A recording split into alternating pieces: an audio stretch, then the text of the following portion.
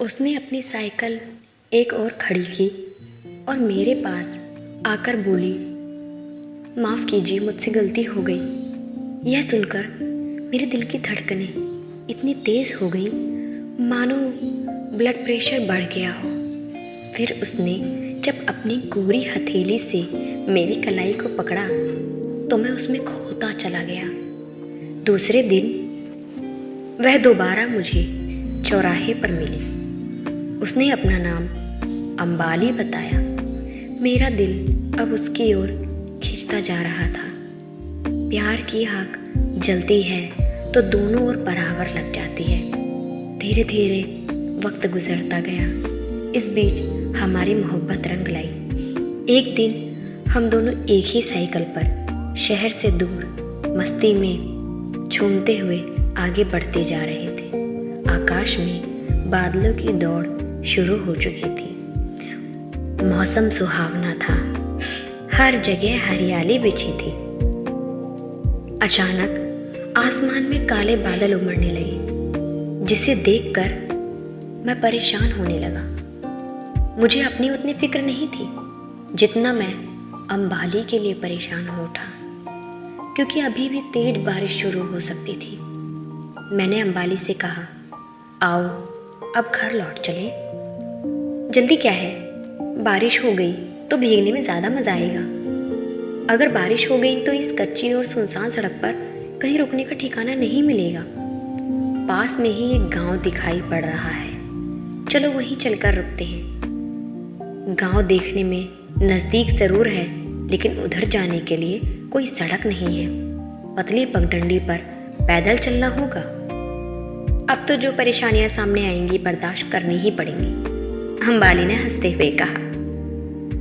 हमने अपनी चाल तेज तो कर दी, लेकिन गांव की पतली पगडंडी पर चलना उतना आसान न था। अभी हम लोग सोच ही रहे थे कि एकाएक मूसलाधार बारिश होने लग गई। कुछ दूरी पर घास फूस की एक झोपड़ी दिखाई दी। हम लोग उसे और दौड़ पड़े।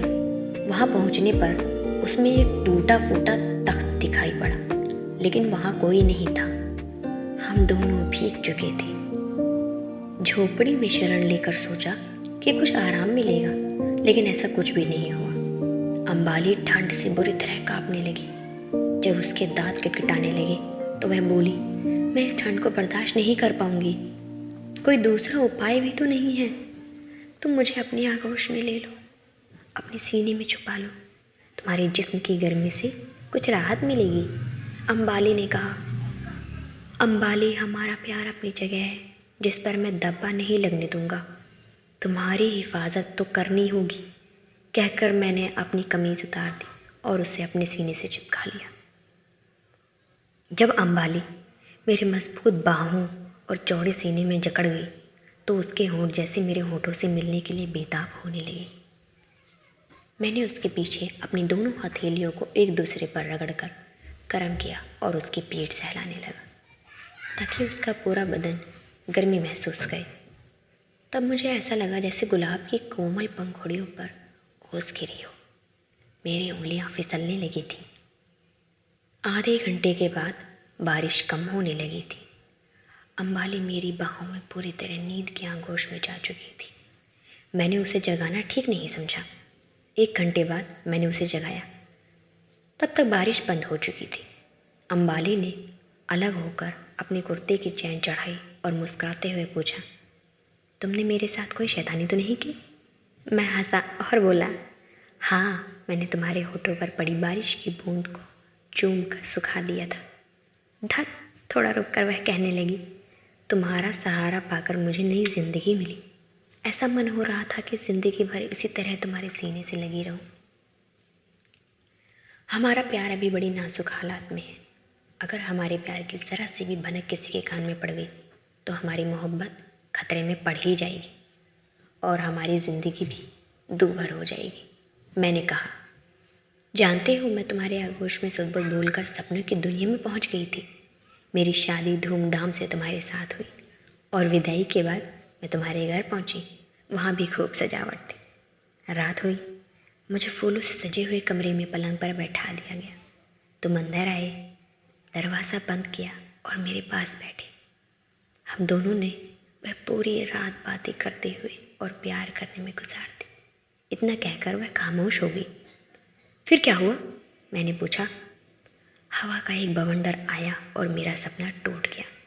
मैंने महसूस किया कि मैं तुम्हारी बाहों में हूँ, मेरा जिस्म तुम्हारे सीने में समाया था। इतना कहते कहते वह मुझसे चिपक गई। अंबाली, बारिश बंद हो चुकी है, अंधेरा गिरने लगा है। अब हमें अपने घर पहुंचने में बहुत देर हो जाएगी। तुम्हारे घर वाले चिंता कर रहे होंगे, कहीं हमारा राज ना खुल जाए।